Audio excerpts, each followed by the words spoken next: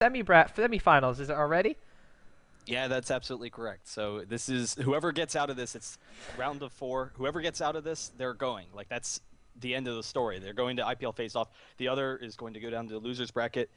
If they win 2 games there, I think it might be just 1 game. Yeah, I think it's 1 game from now on. So if they win 1 game from the losers bracket, then they'll be in. But the winner of this Mm-hmm. game will be at IPL Face Off. It should be really cool. I'm really excited for it. Well, I am too, and we've had some pretty interesting games already. Most of them coming at the hands of Curse, especially yesterday, where Saint Vicious was playing a jungle Cho'Gath. So we're gonna have to see what he has in store for us this game. Is he gonna bust out, say, the jungle Hecarim or Cho'Gath again, or does he have another jungler up his sleeve? I'm always excited to see that. But we do have the bans going out very quickly already. We have a Vladimir and an Olaf banned out for Curse at the time, and an Alistar and Morgana. Pretty standard bans so far, Baron. Yeah, no, pretty standard stuff. And Curse is, I mean, St. Vicious is just a really strong overall jungler, and he tends to play more of those controlling junglers.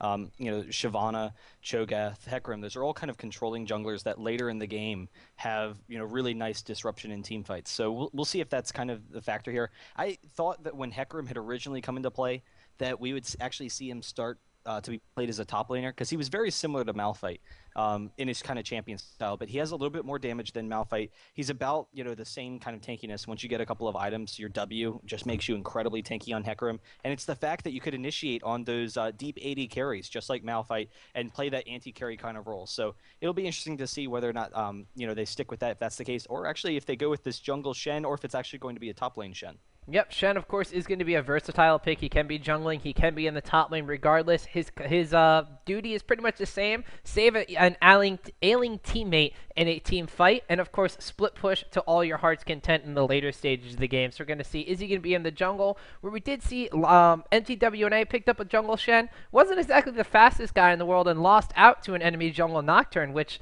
no surprise, Team Dynamic has picked up a jungle Nocturne over here, too. So if Shen's in the jungle, he's going to be a little bit slower than that ghost thing that Nocturne is. Yeah, and it is a very common matchup having the Shen versus the Nocturne. It works both ways. Nocturne has the jungling speed. He can counter jungle a little bit.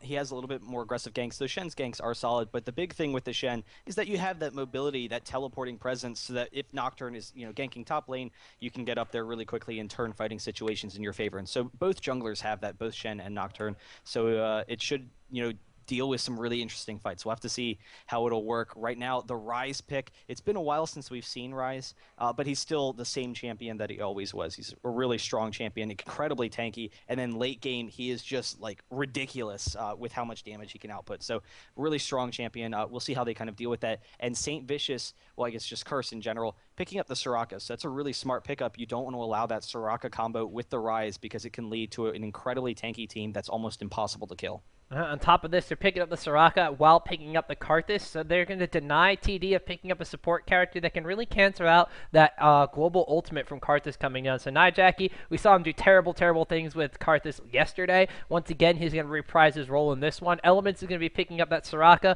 He does a very, very good job of not only just keeping his character, his AD carry, safe in the bottom lane, but also being very aggressive with his silences. We saw him shut down ganks entirely with a little quick infuse in the past couple games we've seen him play is that. And TD Zig, you always try to troll us with Lux. You're never going to pick Lux. Just give up. Terrible, terrible things. He should feel bad about those terrible things. Yeah, so I mean, Karthus is still a really strong champion despite the nerfs. Yeah, I think the big thing is that you're not really spamming out your ability. I mean, clearly you're not spamming it because it's on a long cooldown, but you're not spamming your ultimate early on. You don't really need it that often early on. It's more of the threat. And so they have the triple global team right now. That's going to allow them to put a lot of pressure on the lanes and not have to worry about the presence of Nocturne as much. And then late game, they have the damage against a short range team. So, there's 2 melees, 2 short-range carries in Ryze and Misfortune. They're going to have to walk right into that Karthus wall and into all of that AoE damage.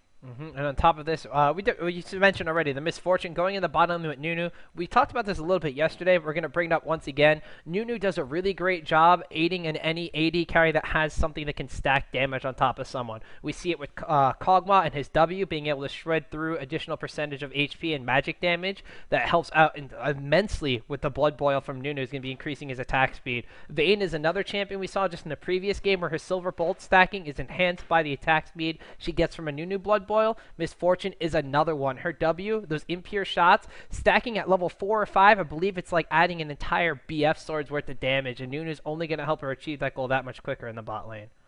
Yeah, it's an absolutely crushing lane combo, and Miss Fortune, I think a lot of people have underestimated her for a long time with how much damage she adds with her W, and that's why with all those kind of champions who have that passive dot effect or passive bonus damage, they can go with those early Wriggles builds to have a lot more lane control, which would help against the Soraka Ezreal combo because Ezreal is looking for that aggressive harass, and Soraka has the regen. So I wouldn't be surprised to see Miss Fortune go that route, and then you can go Wriggles, maybe 2 Dorans, and then into that quick either Zeal or Phantom Dancer because you already have plenty of damage output. It's just a matter of getting, I don't know, a little bit more movement speed, a little bit more attack speed. So we'll see how this works. But right now, their team's kind of unusual, but we've seen a lot of Rumble in the past from, Dynamic, both when Zion Spartan was there and when it was also Wild Horses, I think. I don't even remember at this point. He's so long gone. I feel bad for him. But I don't know, Rumble's just a really strong overall champion. They have a lot of fight control with their AoE, but they also have really nice single target focus with Miss Fortune, Rise, and Nocturne. Yeah, and on top of this, we're going to go over to the Curses side, too. You're talking about that AoE composition and the global presence that they do have. Look at this now. There's an Ezreal, a Karthus, a Soraka, and a Shen.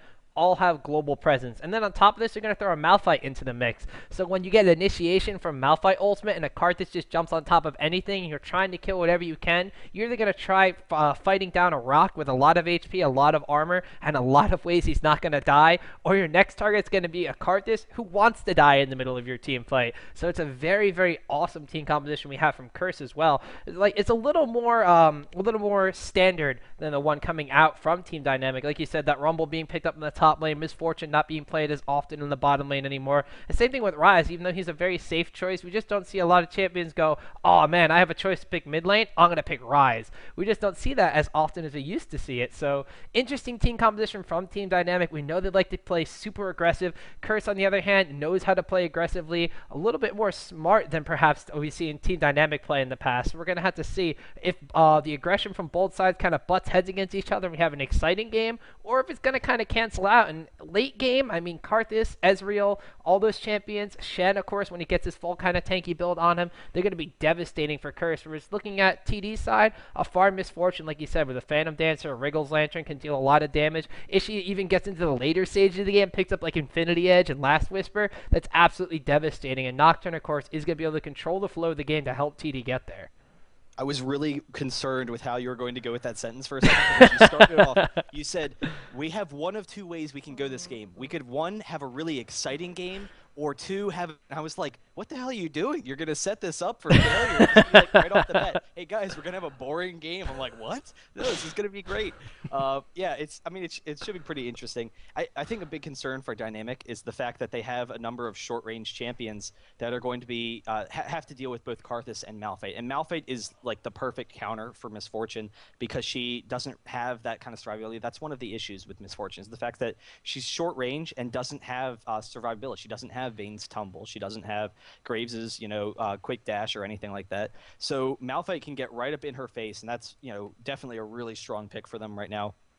He will be fine in that top lane, though Rumble does win the lane against Malphites. So they have to watch out for that because the Rumble just continuous damage with the Flame Spitter and everything can really just crush him. So they're going to have to watch out for that. But in team fights, if Westrice is if they're able to get off a good advantage, if they can get Karthus and Malphite right into the mix and just, almost insta-kill Miss Fortune, then that could make things really difficult for Dynamic. But they do have a very tanky team, and if they can kind of split up a little bit, Nunu, Rise, and Nocturne in the front, and I don't know, positioning is going to be key for Dynamics. So we'll have to see how that kind of works. Yeah, we are going to have to see. Like I said, Dynamic likes playing aggressive. As you mentioned, they have these very short-range champions. We're going to have to see if it works out correctly for them. Like you mentioned, too, if they have the proper positioning, it's going to be a very, very devastating team composition. But if Curse can kind of work their way in there with that Malphite and the Karthus and really just kind of work into the seams of the positioning, it could all but fall apart for Dynamic. But once again, we have no idea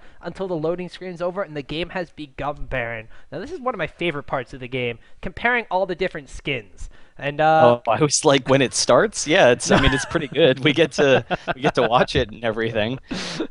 No, that's probably my second favorite part of the game. My favorite part, of course, is the skin war, which we have 4 skins for Curse and 3 skins for Team Dynamic, which means we all know that Curse has already won the game.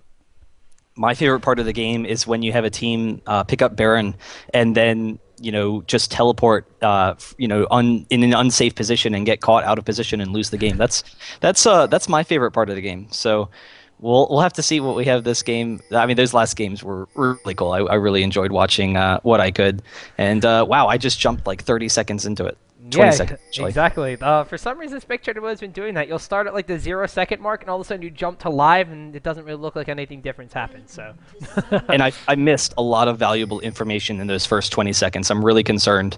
But in the meantime, Dynamic kind of taking a step forward, a little bit of early aggression. They have a lot of damage early on.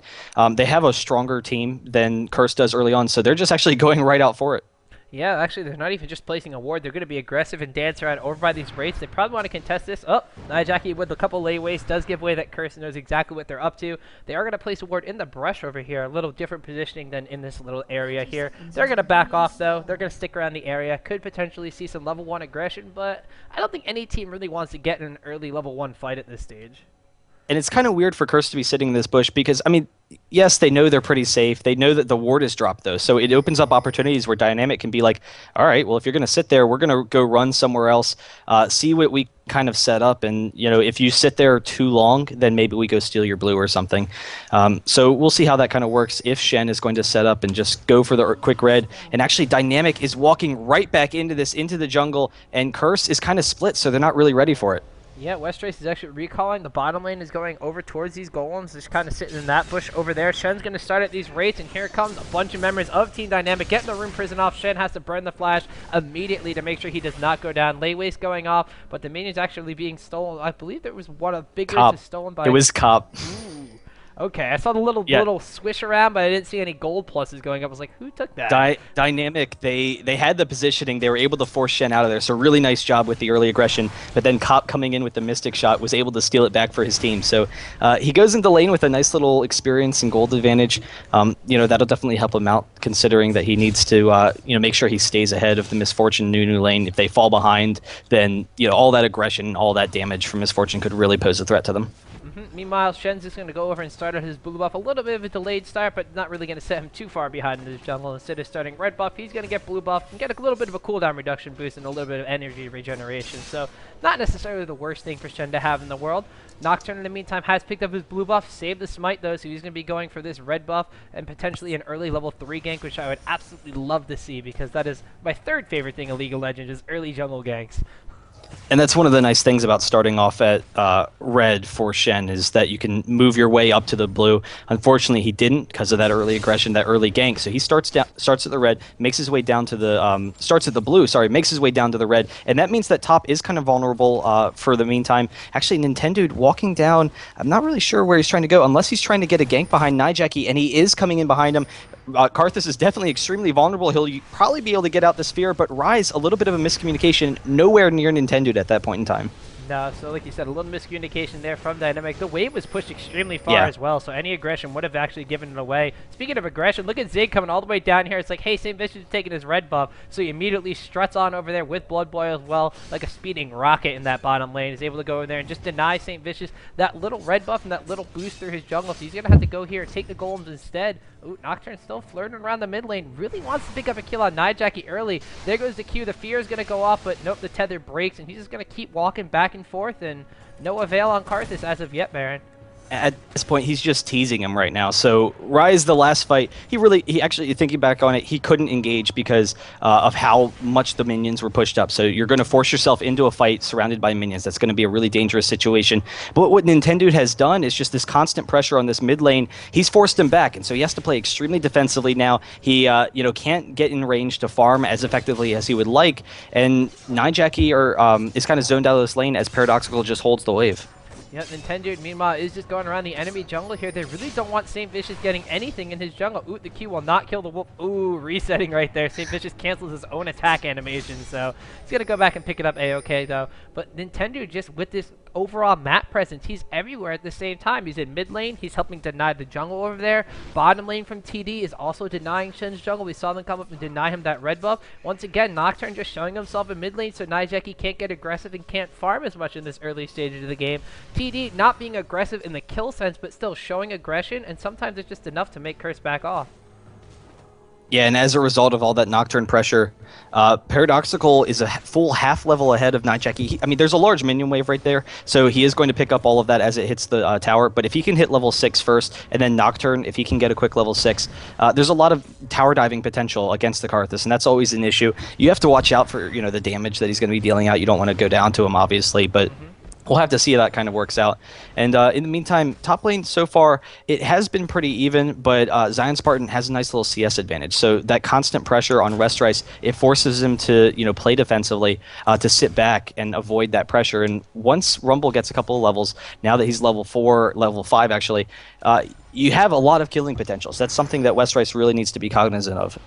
And the thing is, too, Zion Spartan doing one of Westrice's favorite things, which is let's push the tower to the let's push the wave to the enemy's tower, go back and go shopping. So he's actually got a full load of items ahead of Westrice as well. Bottom lane though, aggression going down on Cot, Misfortune trading blows there. Those impure shots stacking up a little bit of extra damage, and then Ice Blast as well. But a disengage as Soraka pops the heal, Ezreal with another health potion too, and nothing too much going to be available of that. Just trading blows in the bot lane. Yeah, and they can trade damage much more effectively than Ezreal and Soraka can. They have that harass advantage.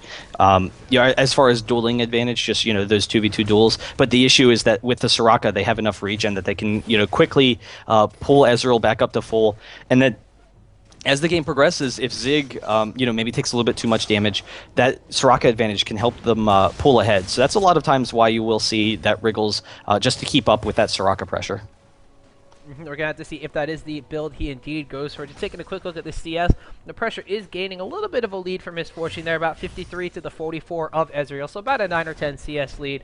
Pressure warranting a little bit of reward there. Top lane though, St. Vicious has his red buff finally, and is potentially going to be going in here against Zion Spartan. But this is something that Zion Spartan and all of TD really like to do. Ward the river right here by Baron buff, but kind of where it flows into the enemy blue buff. So therefore, if they're going to be setting up for a gank in this bush, you catch them extremely early, and you have enough time to react here. Malphite just hiding in the bushes over here. St. Vicious coming through the lane though. Karthus ultimate goes off. This is a very well executed gank here by Curse. Red buff is going to be enough to slow down Rumble after the flash, and boom, first blood goes to Westrice. Yeah, that's the issue with Malphite, is he can play defensively against any lane and then have that follow-up kill potential. So really nice play from Curse there, taking advantage of that. And a lot of times, Rumble will put himself out of position when he's trying to be aggressive. Right there, he's just kind of farming. So, he wasn't really that far out, but even so, just the chasing potential that Malphite has, it's really tough to get away. We'll see, if he starts being a little bit more defensively, tries to hold the lane back at his tower as a result, instead of putting pressure onto Malphite. But that's definitely an issue that he'll have to deal with. Meanwhile, we do see Nijaki picking up a blue buff over here from St. Vicious. Looks like Nintendo is potentially going to be doing the same thing for Paradoxical. That means these mid lanes are going to be transitioning on the first back. Nijaki has decided to go for a Kage's Lucky pick. Paradoxical already has his tier they got us, so blue buff's going to let Rise start spamming those spells and stacking up his mana for the end game build right away. So mid lane going to be a little bit of a farm fester right now, but could also be a point of contention for the junglers because they want to be taking away that blue buff from the enemy and keeping it on their own AP mid carry. Yeah, so we'll have to see. But in the meantime, Misfortune getting some pressure on the bottom lane. Using the ultimate, so sheeking back, that's always a nice decision when you want to back just, AoE clear, and that's one of the nice benefits of Misfortune. But we'll see if this is actually going to turn into a dragon push for Dynamic, because at this point, having the Madreds onto Nocturne, if they can force any of the lanes back, that's a nice situation. So Misfortune, going back, getting her items, she definitely wants to be capable of fighting if they decide to make that push. Yes, indeed. We do see, meanwhile, Nunu and Nocturne going to be going over here into a warded bush. They're just going to place a ward down by the enemy raids. Nijaki showing that he knows what's up. Just going to continue to poke away at Nintendo. Ooh, there goes the Wall of Pain as well. Spell Shield goes off from Nocturne. If they are going to go for a dragon, Nocturne doesn't want to take too much damage because the dragon could potentially be turned into a graveyard over there if Curse figures out what is going on. So he's just going to go through, continue to farm his minions in the jungle, and no pressure over by dragon, no wards whatsoever actually as the last one expires from Curse down there. So we could potentially see, oh, mid lane looks to be maybe a point of contention. Nocturne's close by. Zion Spartan coming all the way down from the top lane, but Westrice seems to know what's up. He's going to be following as well. And Nijaki playing extremely defensively with Shen just waiting in the wings here. I don't think they're going to be able to pull this dive off, Baron. Yeah, so they have to back off. They recognize, all right, Karthus is playing extremely defensively. We don't want to dive this. Though that is kind of a potential threat because of how vulnerable Karthus can be to ganks. But so far, Paradoxical, 13 CS ahead of Karthus. Not a lot, but Karthus is like one of the king farmers of the game, and he's pushing him into the tower, or Paradoxical is. So, you know, really nice job with that lane control, and a lot of it goes back to that early Nocturne pressure. But even so, Karthus is farming fine. He's still going to be a serious threat, but as long as they keep themselves ahead so that they can, you know, win some of those early exchanges, they're going to have a nice time with things. But they have a lot of damage. So, you know, that's always going to be a nice benefit of Dynamics' team, is the fact that, all right, Rise, Rumble, Misfortune, they all just have, you know, tons and tons of damage. So they can just kill anyone when, you know, fights come to fruition. But the clearing, the AoE, and then the finishing capabilities of Ezreal is a serious threat for Curse. So they have the AoE with Karthus and Malphite, and then Ezreal is one of those great finishers, just, you know, leaping all over the place and picking up kills left and right. Interestingly enough, I'm looking at St. Vicious a lot on screen right now because he doesn't benefit from a Philosopher's Stone like other junglers will, because he doesn't have any mana to regenerate. So he's actually gone for Kage's lucky pick, and I keep looking at it being like, huh, that's kind of interesting. But meanwhile, TD is going to be going in for this Dragon attempt. Everybody's pretty much blind, but Kirsten knows exactly what is going on. Wall of Pain from Karthus goes down, so they do show them that they are in the area. Dragon will be going down, though. Ezreal ultimate just a little bit too late. Goes in with an Arcane Shift for a little bit of damage. Don't know if they're going to engage here, but Westrice sandwiching the team. Nocturne decides to go in on the cop. Uses the flash to break the fear. Nijaki is in the middle of everything. There goes an Equalizer. Nunu ult on top of all this. Westrice ultimate comes in and cleans Nocturne's clock. Rumble's going to take down Karthus and all this. Malphite is going to pick up a double kill as he takes out Misfortune, though. Shen's going to clean up on Nunu. Karthus, as his dying breath, will finish off Rumble. And now that is a ace as Rise goes down on top of this. I feel like Dynamic was playing a mini game there for, let's see how closely packed we can get. It's like, let's just all try and stand on the same square, basically. And so, you know, they took down Nijaki pretty quickly. They had some decent positioning, but then all clumping together with Malphite coming in behind. They didn't really have vision of him. I'm kind of curious. I thought they would have seen him coming through mid, but I guess they didn't.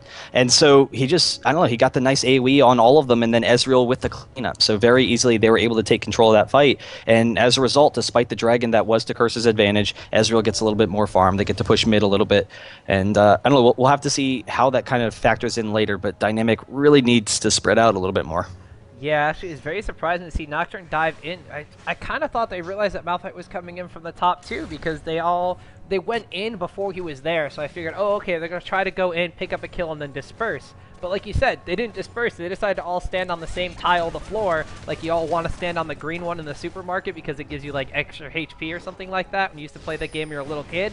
And it didn't really work out for them in that case. Malphite came in, just absolutely crowd controlled and destroyed everybody, took way too much damage, and they did burst down Nijaki. But when you burst down Karthus, he's still going to hurt you. And when you get knocked up into all this crowd control on the Defile, it's never going to be a good time. So TD paying the price for their Dragon. And even though they took the Dragon, they're behind in kills and now behind in gold because of it. I want to know where this like magical childhood was, because you're like, yeah, on certain tiles you get special benefits and health and bonuses and whatnot. All of my tiles were lava and you would die if you were touching them. You see, the floor was lava and the tiles gave you different power. Oh, got it. Right, yeah. Man, and some of the tiles had like rings and stuff.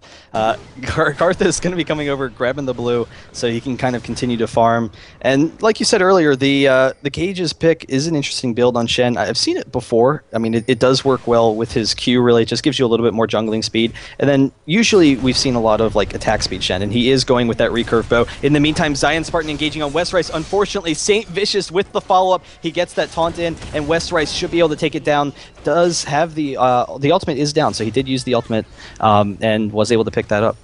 It was a very well executed play. As you're talking about Shen, it's kind of like he knew you were talking about him, decided to teleport into that top lane. Westrice didn't really bait anything out, just got really good positioning, used the ultimate to kind of contain Zion Spartan. Zion Spartan did overheat in that situation. She wasn't actually able to try to slow anybody down for anything, but once St. Vicious came in with the taunt, it was all but sealed the deal there. Another very well executed gank by Curse. Now 7-2 in the kills advantage. They're just starting to climb further and further ahead in this gold count. And the thing is, Rumble 1v1 with Malphite, he's going to win that matchup pretty easily. But Malphite and Shen combined, they have so much closing distance, they can just, chase Malphite forever. And they've been able to take advantage of that. Nunu and Misfortune coming in, grabbing the race, so doing a nice job there. Kind of, I don't know, peeking around mid to see if they can see someone. I think they're waiting to see if they can see St. Vicious coming in. And actually, they do see him, so they're going to probably back out of there. But no, coming into Karthus, Paradoxical actually grabbed that kill while they were waiting in the meantime, trying to zone off St. Vicious a little bit there.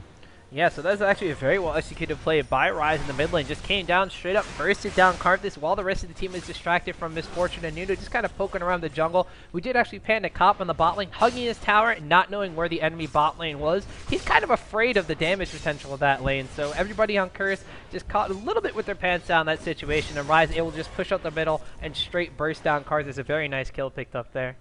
It was the diversion tactics. I was distracted by Misfortune. I thought they were going to come in from behind. It was like the Velociraptors in Jurassic Park. But yeah, Zig able to put the pressure on the bottom lane. AoE clearing the waves, just forcing Cop underneath the tower. He is kind of low, but he will be able to back off. He has plenty of farm at this point to buy some items. And Zion Spartan coming up once again onto Westrice to get some damage off, but Westrice is pretty tanky at this point. With the shield, he can just back off. Yeah, he also has a Negatron cloak to his name, so he's building up against that Rumble's AP damage. So he's not going to be taking nearly as much as he was in trades before. Bot lane, while I'm talking about the top lane, they decide to take down that tower. And that's just the advantage that Misfortune and Nunu have right now. Besides the attack speed and the stacking damage, currently 153 CS to 126 on Ezreal. So they are at a decent advantage in the bot lane, despite that top lane, like you said, they have the Rumble matchup they wanted, but the St. Vicious pick on Shen is just really making it unfortunate for him. And in the mid lane, Karthus and Rise kind of trading back and forth with a couple of kills, but of course, Karthus at 5 assists to his name because of that ace fight by Dragon. Yeah, and I don't know, really nice play from both teams so far, but Curse, that Dragon fight was absolutely huge. Sorry, I had a little bit of build up here for a second. I don't even know where I'm going with that. But Rumble up top, doing a really nice job. Shen grabbing the red, and his ultimate is going to be up in like 15 seconds, so Rumble is going to have to watch out. I'm assuming that he has a nice kind of timer on it, and recognizes that about now he's going to need to start really worrying about that Shen. And actually Paradoxical just crushing Nijaki in the mid, but the flash taunt from St. Vicious getting in there, and now Nintendo actually coming in. Misfortune and Nunu are there as well, but they are going to back off, don't really have enough damage, and want to back out of the tower. But can the Ezreal ult hit Paradoxical? No, just barely missing as the Karthus ult goes off.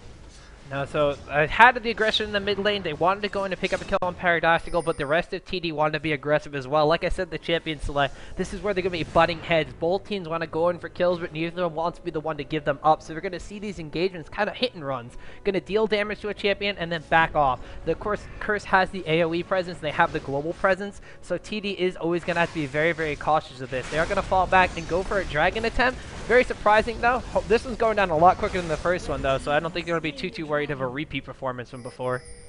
Yeah, it's the double wriggles. They can just kill it so quickly. And actually, Rumble has the catch-off here. Nijaki throws off the walls, tries to get out of there. Zion Spartan getting some nice damage on Decop, but Westrice is here, so they have to back off. Pixel's a little bit caught out of position, but he should be okay. They don't really have the strong initiation potential there without just wasting the Malphite ultimate, and it would be a waste on just Nunu. So they both back off. Curse is fine with sitting back and farming. Same thing with Dynamic. They're just kind of biding their time, slowly taking advantages with the Dragon. It's brought themselves back into even in this game. Speaking of farming, St. Vicious doing what Shen loves to do, split pushing top while the rest of his team is down over by the Dragon area. This pulls Rumble back up top. Make sure they have a lot of breathing room. Oh, the flash ultimate. Oh, that was crucial flash right there. Paradoxical would have certainly went down with Shen teleporting in and everything. That's another crucial key component because now Shen's ultimate is a global ultimate reduction. That means, what is like 190 second, 171 second cooldown now on that thing? There's going to be a while before Curse has any more shenanigans up their sleeves. Yeah, it is a pretty long cooldown there, particularly since the nerf. So we'll see how that factors into anything. Zion Spartan, in the meantime, is able to take down that top turret. Paradoxical's pretty close in the mid. Bot's already been down. So Dynamic, they have been putting a lot of pressure on this map so far, despite the fact that Curse has the globals advantage, and the mid tower is going to be going down. So 3 turrets down in the meantime. Dynamic, they can put on a lot of pressure now as a result. Yeah, so they have basically established map presence. They don't necessarily have as many wards as possible in the game right now, but they are in aggressive places. Down here by the Tri-Brush, over by the enemy rates, and of course on the enemy side here, over by their blue buff and wolves area, in addition to kind of covering their own back in the mid lane. So they have this aggressive presence in their lanes, they're pushing down towers, and they're giving themselves a global map presence. Nocturne, of course, we saw him in the beginning of the game just constantly roaming between different lanes and being a constant nuisance to every single lane. So he's trying to establish the fact that he can ult in anywhere at any given time. And Curse, they're reacting to this one. They're being pushed down in towers. They're playing passively. We saw Ezreal in the bot lane, even when he had his tower, was hiding behind it if Misfortune was missing because they didn't know where they were going to come up from. So TD doing a really great job of just establishing their aggressive presence on the map. And Curse, they're going to have to try to react to this one. They have the split push Shen that is going to be able to kind of break the silence of this aggressive kind of, well, we have map dominance over you. What are you going to do? But besides that, they're going to have to play pretty defensively and wait for TD to make a move, and TD's just content sitting back and farming their slight advantage right now.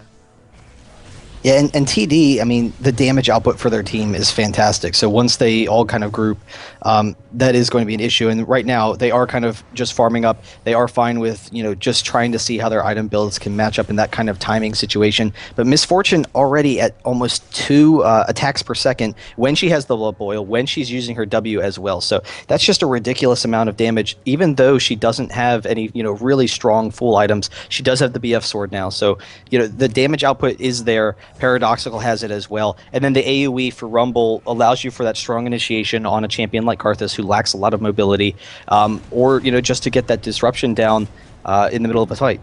Nocturne with this Oracle's Lictor continuing to deny vision on top of gaining their own vision. This is, of course, going to cause Curse to raise a couple eyebrows here. Moving over by this Baron area, even if they're just baiting it out or not going for it at all, Curse is going to have to be very concerned about this. If they give up a Baron buff to TD, that's just going to just catapult them into an advantage and into a lead. So they are going to have to react to this eventually, and this could be exactly what TD wants from them. Yeah, and a lot of times this is what Dynamic loves to do. They go with teams that can clear Dragon and clear Baron very, very quickly. And having the double wriggles does that. That's also a lot of why we've seen more offensive-minded junglers from Nintendo and like Olaf and such who are very strong at taking Dragon and Baron. So, that is the case here again. They can kill it very quickly if they get the opportunity. Misfortune being very liberal with that ultimate, not letting any of the lanes from Curse push down onto this middle tower. Mid tower, a little bit more than half HP. I guess it has the least HP out of every single tower on the map right now, but Curse, they're biding their time in the middle. Shen is split pushing that bottom turret. His ultimate is up right now, so if they do get engaged upon, he will be in this fight to make it an even 5 versus 5. But TD just content to wait this one out. Rumble is going to be going into the bottom lane to go against Shen. Don't know if this is the best idea for TD, because if Curse wants to engage under this tower, they're going to have a man advantage now, Baron. Yeah, they will, but Nijaki can't really, force an engage under a tower. Westrice could, but it would really just be him, so they're not going to have any follow-up. In the meantime, Zion Spartan, putting on a lot of pressure, is able to take St. Vicious down the half, so he can force him out of lane. And then if he's pushing the bot lane and starting to make his way up, this actually opens up an opportunity for Dynamic. They have the Oracles and Nintendo. They are coming up here to try and pressure this Baron. Yep, Nijaki is going to try to get out of that bush right there. There goes the wall of pain. Malphite ultimate goes down onto Nintendo. Meanwhile, the rest of Curse is over here fighting a Nunu ultimate and a Rise. Nunu ultimate tags absolutely nobody. Rise is barely getting way over here. Misfortune will eventually pick up a kill on Westrise. Karthus ultimate goes down. Double kill picked up as Soraka falls to that Misfortune. Now chasing down Nijaki. Is there a triple kill? Look at Zig picking up a triple kill. Ezreal still trying to chase around everybody. Rise will eventually fall as he actually dies to Karthus running into the enemy turret right there. So triple kill goes in favor of Misfortune. Very good for TD. Yeah, and it was splitting up. It was all positioning for them. Yes, Paradoxical went down pretty quickly. I mean, he didn't die all the way, but they bursted him down. It forced him out of the fight. He wasn't able to get the damage that he likes. St. Vicious actually coming in, trying to pick up the kill onto Pixel, but it doesn't matter because Ziggs is there for the follow-up, is able to take him down. Zig is on a rampage. And that's just the damage that they have with the Nunu Misfortune combo. If you can't get into Misfortune's face, and Malphite was distracted, or they're actually, sorry, the rest of the team was distracted. Malphite got onto Nocturne, and then the rest of the team jumped onto Rise. So Misfortune was completely left alone to do whatever the hell she felt like, and as a result, she got the triple kill. Just the clearing potential and the damage that Misfortune has is just so oppressive if you can't get into her face, and that's kind of Malphite's job to throw up that disruption. But the fact that they were split up, the fact they weren't all grouped together, forced them to kind of make that difficult decision, and they paid for it. Yeah, I mean, I don't know exactly why Westrice decided to go in there if the rest of Curse is out of position to engage. They wound up falling down on the closest champion to them, which was Rise. Rise is a tanky kind of guy, so even though he did go down fairly quickly, he was tanky enough to live, and they actually gained no network from this one. Malphite had a good idea trying to initiate on the champion with the Oracle's Elixir, but it just did not work out because his team is not on the same exact page. So TD, coming ahead in that fight, takes down a Dragon, and now 3,000 gold ahead as they're just content to now push their advantage literally down the mid lane.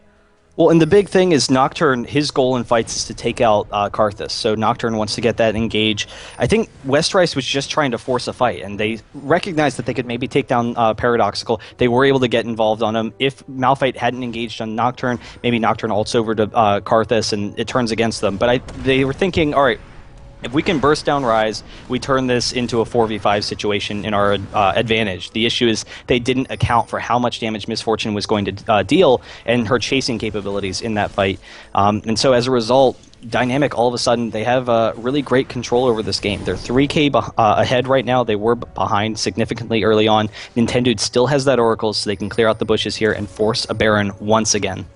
And the thing is, like you said, they love doing this. They love flirting around with the Baron area, but never really going for it right now. So they're just going to walk all the way around. Look at the vision they have. Curse is going to go up here, try to they have them split. And yep, they're completely splitting the enemy team right now. They could potentially go in here, but no, actually, just content with going back and sitting over here by the Baron buff again. Kind of taunting it in Curse's face, like, look what we could have done, but now we're just going to go over here, so why don't you come to us and try to do it again?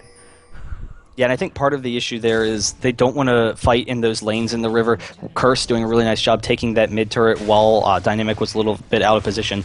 So Dynamic, they have a lot of damage. They have great duelers, people who work very well in 1v1 situations, but if they're running in the river, even if they catch Curse out of position, it's going to force them into the tight little river cracks where they're just going to be really vulnerable to Curse's AoE, and they don't want to allow that. So they're kind of hesitant to engage in that last fight, and I think that's primarily what the issue was.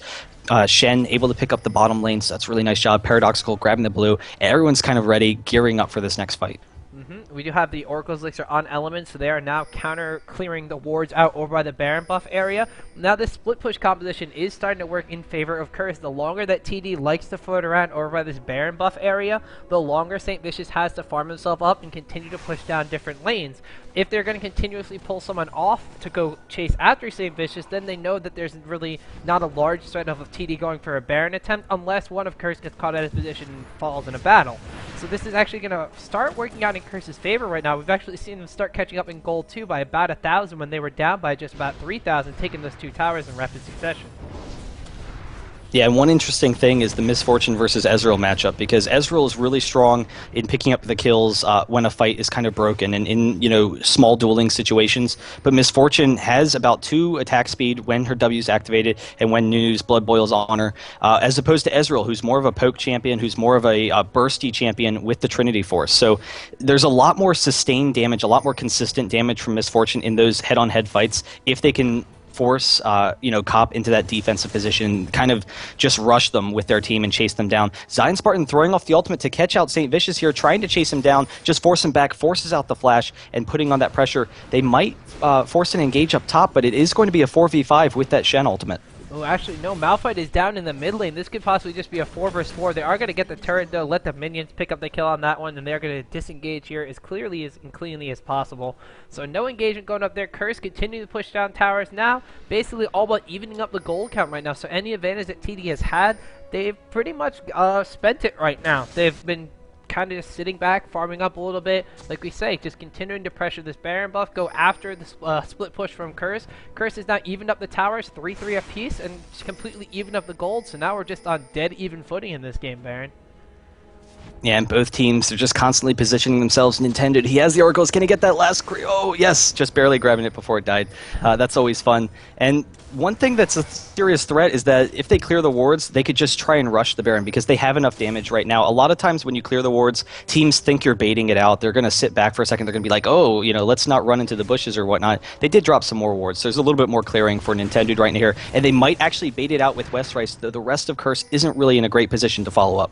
No, not exactly now. And we did have this positioning similarly in the other team fight where Westrace went over the wall onto Nocturne and split himself up from the rest of his team over by the area they are right now. So going to have to be very wary of that. It did not work out for them last team fight. The one thing is Westrace is probably going to have to go down onto that Nocturne to try to make sure he does not burst down Nijaki, or go onto Zig's Misfortune to try to separate her from the fight and take her down instantly. Here we go. Shen ultimate goes down on the Malphite ultimate. Nijaki's in the middle of everything, getting melted down extremely low, running around in that equalizer. Actually dies before the ultimate goes off, I think. And actually not a lot of damage come out. Rise will pick up a kill from Karthus there. Cop is eventually going to... Oh, Zig! No, Zig's gonna Zig take down just barely Malphite. able to grab Malphite. He was almost going down, and that was actually a really nice fight from Curse. They had Karthus kind of splitting the entire team right in the center, putting on a lot of pressure, but they were able to pull it out. And so Dynamic only losing Nocturne, he was the only one falling, whereas two people do go down for Curse. So it was slightly in their benefit, but things could have turned out a lot worse if Misfortune had a little bit more pressure. And the big thing was Malphite right in his face, just not allowing Zig to get off any damage, really. He has the attack speed slow. He can just throw up a lot of disruption. Yeah, indeed. So pretty much, like you said, a very good fight in favor of TD. They only lost one. Unfortunately, they will pay with a turret for that. So Curse is eventually going to come out a little bit ahead of this. Now Curse has to recall, though, and TD rushing straight for that Baron. They could take this one down. 3 members of Curse are still alive. But look at this Misfortune that attacks me. The Wriggles Lantern just chunking it. Rumble is over here trying to play a little bit of defense, slowing down St. Vicious. St. Vicious has the smite. I don't know if he's going to be able to get in there in enough time. This is going to be really, really close. Baron is getting low, a little less than 2,500 HP. St. Vicious, they peel off on him and take it down instantly. Zion Spartan takes up the kill over there. Now Cop and Nijaki coming in. There goes the equalizer. Red team will take down Baron and then take down Nijaki immediately after that one. Nijaki will eventually pick up a kill on Rumble, but now the rest of Curse really needs to scatter and get out of here, Baron. Yeah, Ezreal and Elements trying to get out of there. Nintendo wants to get that one last sphere, but he has to worry about that follow-up damage from Cobb. Pixel actually walking right into it, takes a little bit of a chunk, but does back off. Paradoxical and Zig are here with the follow-up, and they have that Baron. They just had so much damage. They can kill the Baron very quickly, even without the Nocturne. They're going to be able to get the mid-turret. Westrice actually maybe a little bit out of position. Paradoxical not throwing off the snare, just not quite in range, so they will back off. Clear out some of Curse's jungle, so they can steal the red buff, go get the dragon as well, continue their gold advantage, but it's just they have so much damage with Misfortune and Nunu. They could just drop Baron so quickly, and then turning on to Shen because he had to rush in there without the rest of his team, and it was just a really nice job by them. They have great single target focus, so Shen dropped extremely quickly. And that just worked out all in favor of Team Dynamic. Curse decided to go for the turret and then have to recall. They were already at low HP after the main engagement. In the meantime, Dynamic was able to revive, heal up. They did not go in and try to fight a tower, so they did not have the same kind of damage. Rushed that Baron buff. Curse completely out of position, caught off guard by it, decided to go in and try to follow up, and just did not work out for them. So now TD has this basically pole position in this game right now. They have the Baron buff on everybody except for Rumble, because he did die in that fight. But still, they are just complete control of this game right now. They can dictate the flow. Nocturne's going to just go back, farm up his buffs. Everybody on the team is going to buy, farm up a little bit more. And they still have about like a minute or two before they really have to react, because this Baron buff, less than halfway done right now. Yeah, but here's the issue for Dynamic right now, because they know they have a great advantage. They want to force fights to their benefit, but the fights are so back and forth, and so as a result, Dynamic is going to really struggle with pushing, because Shen can split push, put some pressure on them, and then Misfortune is so low, but actually they are just running right up for this. Karthus is out of position, so they could end up just forcing this tower. Zig wants to get some quick damage off. He does have to watch out for Westrice, though, and here we're going to start seeing the issue, because Karthus can clear out waves very easily, and then the Karthus wall, coupled with Malphite, it means that if they try and poke the turrets down at all, they are going to get absolutely crushed from Curse, and it's just going to really quickly go bad for them. It would be, just an epic throw, basically. So as a result, the game will stall against Dynamic for a little bit. They need to start putting pressure on top and bottom and transition back and forth between the lanes and try and catch Curse out of position. And the thing is, they're going to have to transition to a different lane, where this is where the split push composition from St. Vicious comes in. If they transition to a different lane, St. Vicious is going to transition to a lane that they're not in and continue pushing that one down. So therefore, Dynamic may be able to net themselves a couple towers, but St. Vicious, the pressure on another lane he'll be putting on, they're eventually going to have to react to that. Otherwise, they're going to have to try to rush the base. And like you said, Malphite and Karthus, that is an insane amount of slow. If one person goes up to try to hit a tower or try to hit someone with a rune prison or something, that is going to be lights out for them, because Curse, They may be behind right now, but it's not like they don't deal damage. Ezreal with that Trinity Force, you mentioned, extremely bursty. Karthus, of course, has a lot of damage on his Death Cap, Rod of Ages, in addition to just all the magic penetration he's building as well. And then you also have Malphite. Malphite with an Abyssal Scepter that's only helping out Karthus, and to an effect, Ezreal in this fight too. And then, of course, the Westrice ultimate, all his abilities are going to be dealing magic damage as well. They have a lot of bursts, like you said, Baron. So if they catch one person when they're going to push a lane, and St. Vicious is split pushing, they could turn that fight around. St. Vicious comes back into the fight, and all of a sudden, TD, like you said, epic throws. Yeah, and that's actually true of both teams having enough damage to take, either one of them out of position. And I really love the Abyssal Scepter on Malphite. It's a really common item that we've seen a number of times. Same thing with Paradoxal. It's not as common on Rise, but now that we're starting to see those AP builds, it definitely makes a lot of sense for him because he's going to be right up in the middle of the fight, so he wants that MR. In the meantime, Westrice coming up, not quite able to get in there, might have been able to force it while Nocturne was bottom, Rumble was mid, so that could have been a beneficial fight for them, but they're fine with stalling out for a little bit, waiting for the Baron to be down, and is it actually down? Yes, it is down, so yeah, I don't know if I just missed that a second ago or if that just went down, but they get that nice pressure. No, the Baron buff just definitely went down because I saw Rise getting caught by a wall, and he still had the Baron buff floating around his head. So, interestingly enough, Nunu was behind them and out of position. They did not engage on him, even though, like you said, Rumble was out of position. Nocturne was down on the bottom lane. No way to ult in. Oh, but Malphite with the initiation on Paradoxical. He's going to drop extremely quickly. Cop is right up in his face, and they pick up the kill. In the meantime, like you said, Nocturne and Zion Spartan pushing down the bottom lane, but the fast engage allowed them to pick up the kill, and that's the issue with splitting 3v2, but it did allow them to get that pressure. Pixel a little bit caught out of position as well. If Cop can get that slow from that Trinity Force proc, and Pixel actually running to his team through the base, I'm not quite sure how he's going to plan on getting out of here. I don't know. There's a wall of pain from Karthus. Shen trying to taunt forward just to get a little bit of distance. There's a Randuin's Omen going off as well. Karthus is going to fall back here. Pixel's going to split off. Looks like try to sacrifice himself to the greater good. Zion Spartan and Nintendo X are going to be able to get out of their A-OK. Meanwhile, Zig in the top lane continuing to pressure turrets. Now we have this little interesting competition coming out from Team Dynamic. They're sacrificing players left and right. However, they took a bottom turret. They've actually did a little bit of damage to the top turret and pushed down this turret in the lane as well. So they're netting a little bit of advantage from this one. And because Curse is in a defensive posture, it looks okay for them. But if Curse, becomes hip to the game right here and realizes this is what Team Dynamic is going to try to do, they can identify it and really start shutting it down. And split pushing is going to be a big factor with that one too. And it all goes back to the fact that they can't just push as a team into the Karthus and Malphite. So that's a serious struggle for them. However, as a result, they're able to take down 2 turrets, 3 turrets actually, because they got the base turret. So they have an exposed inhibitor, and it sets them up in a nice position despite the fact that they lost 3 players. But that was an absolutely fantastic trade for Dynamic, and it's a strategy we've seen from them in the past, having someone backdoor while the rest of the team is split pushing in another area. So we'll see if they can continue with that. And right now, Shen is doing decently, but Shen isn't strong enough to 1v1 any of these champions at this point. And so that's what we've been seeing. He's kind of going off to split push, and they're bullying him around a little bit. And that's what you like to see with Shen, is for him to be, the authority figure, for him to be in control and be able to pressure people. In the meantime, Curse is actually just pushing right down this mid lane, though. They saw Zion Spartan in the bot lane, so they have a nice little advantage here because Misfortune is also at their blue.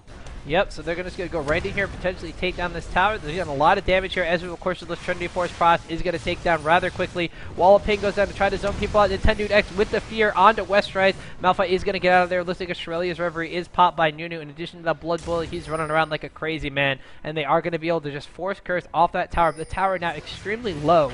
And so Curse, they could be another point of contention. They just need to basically tap it a couple more times. That tower will be down. And then it's going to be Dynamic who has an exposed inhibitor. Yeah, and I think Curse, Dynamic has been in the driver's seat for so long that I think they were a little bit surprised by that play, but Curse making a really aggressive play, trying to get some pressure on them because they don't want to allow Dynamic to push. Pixel getting a little bit caught out by Westrice here. He doesn't really want to force this fight. He wants to allow Dynamic to just all walk into him, and actually the Wall of Pain from Nintendo, they might force this now, and there it is, the follow-up from Westrice, but he is not on Zig, and so the Nunu ultimate, Nintendo does go back into the team, but he goes down. Zig, along with the Rumble ultimate, very quickly they're able to pick up 2 kills, and then chasing onto the rest of them, Zion Spartan getting the double kill, then flashing after Cop, very quickly picking up that one. So 4 kills almost instantly for Dynamic. Great play from them. That's how much damage they have. The triple kill for Zion Spartan.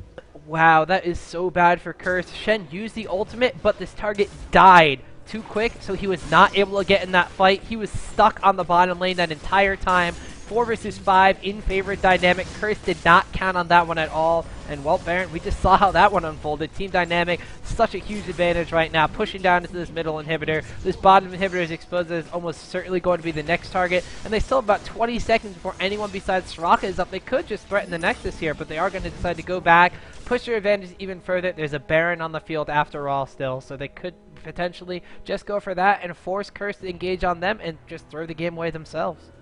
Yeah, they have the 2 inhibitors. They have the threat of forcing the Baron when they have so much damage. I mean, they could almost drop Baron in like 5 seconds when we finally see that. But the big thing with that last fight, Malphite not able to get in Ziggs' face, and having the Nunu ultimate for protection for Zig, he just absolutely obliterated them. And they didn't really have a lot of say in the matter. He got they got a little bit excited. They were like, okay, we've got this situation where we can maybe get this really nice AoE engage on them. We can pick a couple of people out. We have this organized fight in front of them, but not able to get up in the face of Misfortune. They 100% need to shut down Misfortune in these fights. Unfortunately, now the damage is probably done. I mean, well, it's clearly done, but it might be too much to come back from, because if Dynamic plays a nice defensive game and allows both mid and bot to push, then they can just pressure the Baron. They can pressure top lane very easily. And the thing of it is, too, Zig on Misfortune now has a Guardian Angel. If they are going to try to target her down, it's going to have to be twice. And at that time, with the Nunu ultimate that they have for the AoE, with Ryze who's going to be dealing AoE damage, and the Rumble ultimate, it might just be too much damage to try to take down Misfortune twice in a row there. So Team Dynamic, once again, with the upper hand, in a really great position. It looks a lot closer than it is, 14 kills to 15, but Dynamic still has like that 6,000 gold advantage. They, of course, are going to be threatening over here by this Baron. Curse, being the one to try to run in here and clear out wards, but Team Dynamic, as you said, been in the driver's seat for a long time, and that last engagement really put them back in the head. Yeah, so right now, Curse, they're trying to put some pressure on the Baron, trying to maybe force a fight or see what's going on with Dynamic, but as a result, there is a massive minion wave pushing in the bottom lane, and it's going to take a lot of pressure from St. Vicious to put set, and actually the fight is going to be engaged. Malphite is there, Karthus going down almost immediately, Shen taunting right into Zig, so he's going to pop him, but there is the GA. Cop does go down, though. Paradoxical picking up those 2 kills there, and Zig is able to back out of it, and Curse does go down. Team Dynamic able to win this fight masterfully. Westrace is in the middle of the team, but Zig is able to kite him a little bit, and very quickly they obliterate Curse. This is going to be the end of the game. They get the final push, the quadra kill for Paradoxical. They can push down the Nexus.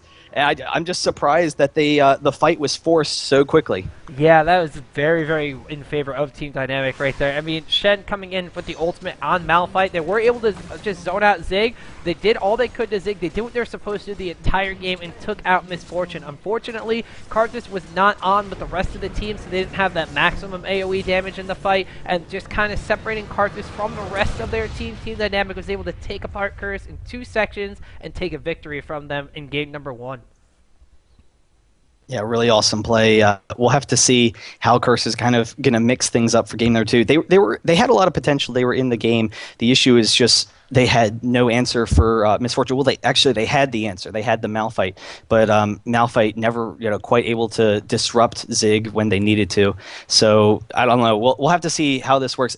It's not that Misfortune is a champion that you look to ban. It's just the Misfortune Nunu combo is so strong, and you have to really get up in her face and not allow her to do the damage. But I think the fact that the rest of their team was so disruptive and so powerful. Like Rumble is someone that you have to deal with. Rumble too. He has so much damage. You have to kill him quickly. Ryze has just so much consistent damage output. So you have to deal with him. So they have these 3 major champions. They're just pumping out damage, and they're like, okay, well, who do we go after? And as a result, Dynamic just obliterating Curse.